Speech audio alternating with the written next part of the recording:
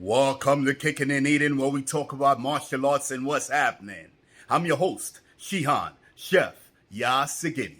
And today's guest, we have Hanshi, Karen, Brown Sugar Williams of Linda Plaza Self-Defense Academy Warriors. And the cuisine of choice, sesame chicken with steamed broccoli and brown rice. On today's Kicking and Eating. Let's go. 3 tablespoons of brown sugar. Get that all in there, stir that up in there. Tablespoons of soy. Alright, we got that soy in there. Vinegar, I put 1 tablespoon of vinegar. 1 tablespoon of vinegar in there. Let that cook out. Then we're gonna add 2.5 tablespoons of ketchup.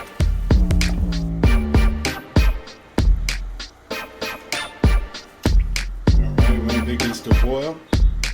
We're going to start adding the cornstarch or the slurry. Slurry's cold water and cornstarch, half and half. That's how I'm going to mix it today. To thicken it up. We're going to stir it up to get our sauce thicker. Alright, you're going to see it's going to start getting thicker.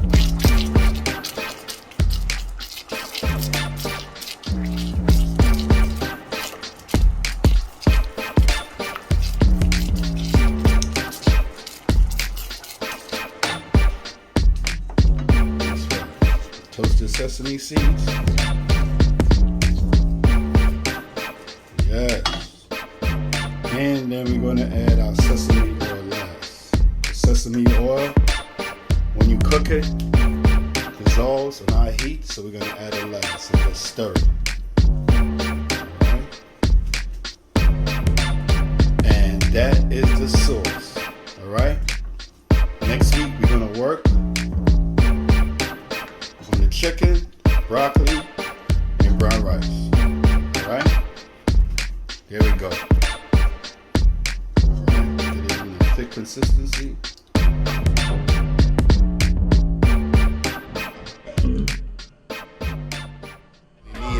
Kicking and eating.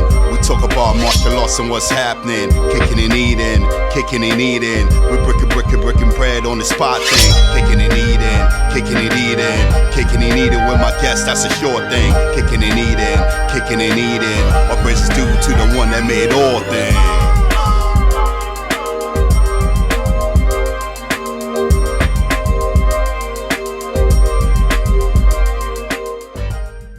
Well, we definitely have Hanshi, Karen, Brown Williams on the check-in.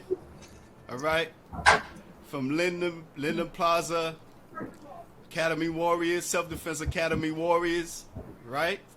A sister I've known for a long time, right? Yeah, we We've go been doing way the back. thing. We go way back. Like hairlines, right?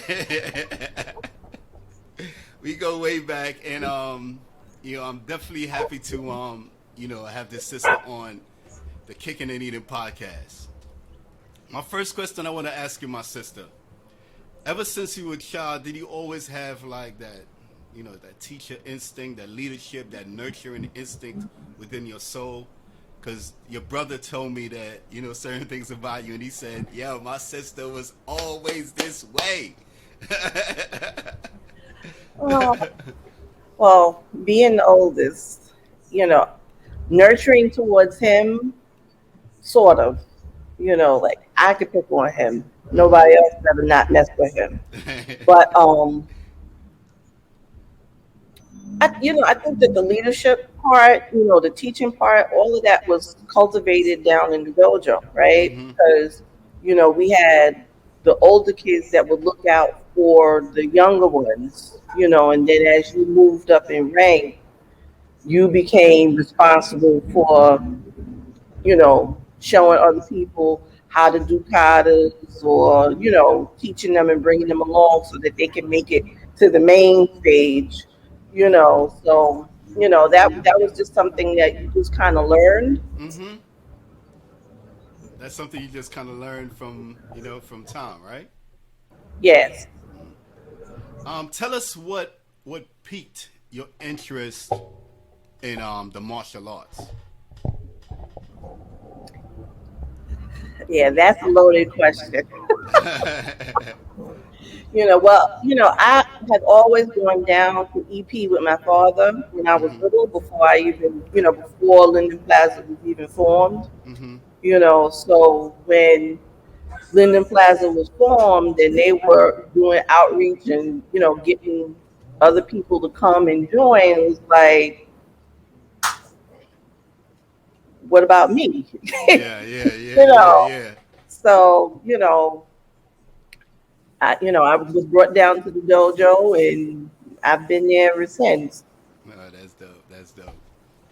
Um, how was it growing up in a martial arts family? Because you just spoke about, your dad, Soki Lou Brown, um, great friend, great mentor. Tell us about growing up within that family, because your brother Breeze also is a martial artist, and your cousin, live in the Bronx. You have a My family. mother, my children, Oh man. it's hard, because you you're held to a different level of standard Mm. so that no one can ever question your credentials, Mm-hmm. you know. So that is hard. It's also hard not having anybody to go home and say, well, the sensei was mean to me today. Like other people could go home and they could get away from this, but like it was like this is what we do. This is Yeah, yeah, you yeah. know. So it was just something that you just always were there with, Mm-hmm. but there was some good stuff about it because it allowed us to find out some different things about what we could do, as well as we got a chance to meet a lot of great people, great martial arts practitioners, so Mm-hmm. that was cool. Yeah. Um, Tell us about, because personally I have two daughters, Ayan and Shasira, and I know I have a close relationship with them. Um, Tell us about the relationship between you and your dad, and tell us about Um, yeah, I'm a daddy's girl, you know, that. so and when I was little, my father took me everywhere with him, Mhm. because I'm sure as he has shared with you previously, all of his friends had sons and they Yeah. were taking them, so he didn't not take me because I was a girl. I went everywhere with him, and so we always had a very close bond, Mhm. coming up, even now, you know that was just something that I hold dear to my heart, Yeah. that we were Yeah. able to Yeah. share those kind of things. And Yeah. and the thing about it is with him being, somebody who was so prominent in the community, Mhm. you never felt the lack of his presence Mhm. as a parent, Mhm. because so many people, in the community, not just the students, but other people in the community could call on Sensei Brown. They know him in the community. For the kicking and And, eating, for the kicking and sorry to interrupt my sister. For the uh-huh. kicking and eating stream fam out there, what community would that be? Well, that would be East New York, All right. in the East New York community. We lived in Linden Plaza, Mhm. but there were young people from Pink Houses, from Cypress, you know, even far down as Linden Houses. Mm. These were all projects that were in the East New York community, but these were people who, some of them may have trained with us, but a lot of Yeah. them didn't. And they knew that they could come to Sensei Brown with, you know, their dreams, Mhm. their Mhm. issues or whatever, and he would keep it real with them, Yeah. So, he was very prominent Mhm. in the East New York community. However, we didn't lack for having him in our lives. Yeah, You yeah. know, What year? What year was that when you in that about when that I time? started, Mm-hmm. oh goodness, 72. Not trying to show your age, but That's okay. I think I look good for my age. So, you do, my sister. You you do. know, yeah, that was in I was 72. 2 years old then. I was 5. You know, and yeah, it's you know, but people were different back then. Yeah, yeah. Like people were, It was you a know, different. We were made from a different yeah, cloth. it was a much different era. People Mm-hmm. were tough. And you could give people tough love, Yeah. and they would respect you for it. Mm-hmm. And you didn't have to worry about people getting in their feelings. Oh, they spoke mean to me, they did this to me, they did, like people are emotionally soft now, Yeah. and the world is as tough, if not tougher, Mm. than it ever was. Yes. But Yes. people are just not, they just don't have the grit to persevere, Mm-hmm. through adversity. It's like, but I guess that's a whole nother conversation. What propelled you back then? What drove you back then? Because, like you said, you grew up with a lot of men. Your dad, his friends had a lot of sons. What propelled you back then, um, to to um excel in your craft like you did? Well, the same thing that pushes me now. I'm very competitive. Mm-hmm. I don't like to be number two. I like to be number one, Mm-hmm. and I'm willing to put in however much work that needs to be done to get Mm-hmm. there. So I've Yeah. always been a very driven individual. Aside from the fact in our house, cans is not in the vocabulary. Like, that is just not part of the vernacular. So And also, do you feel that the sisterhood, because you had different sisters that I met also when we came to your school, like you said, your mom and other people, your cousins. Um, do you feel that that was another thing um, that enhanced it? yeah, Mm-hmm. because we always thought that we were tougher than the guys, and a lot of people said, because if there was tears that were going to be shed on the floor, it was definitely coming from a guy's eyes and not a sister's eyes. You know, yeah, that's just something that we always, kind of laughed about. Yeah. But yeah, no, my sisters, like we are extremely tight, not just on the floor but off the floor. Yes. Yes. You and having not had any sisters of my own biologically, like you can really appreciate being around other females who are strong minded, Yeah. who know how to lift you up, Mm-hmm. and that's something that's critical, in today's world, Mm-hmm. being around other women who, applaud you and lift you up, and can help to propel you as opposed to Yes. tearing you down. Mm-hmm. Those are the type of women that I'm used to being around. Yeah. What are some of the names of these sisters? Naima L, Uh huh. Hanshi Naima L, Uh huh. she's my big sister, Uh huh. you know, um, Yeah. Great sister. yeah, Shihan Fatima, Uh-huh. Shihan, Terry Microwave Fields. Like Uh-huh. these are my sisters. Mm-hmm. You know, Wow.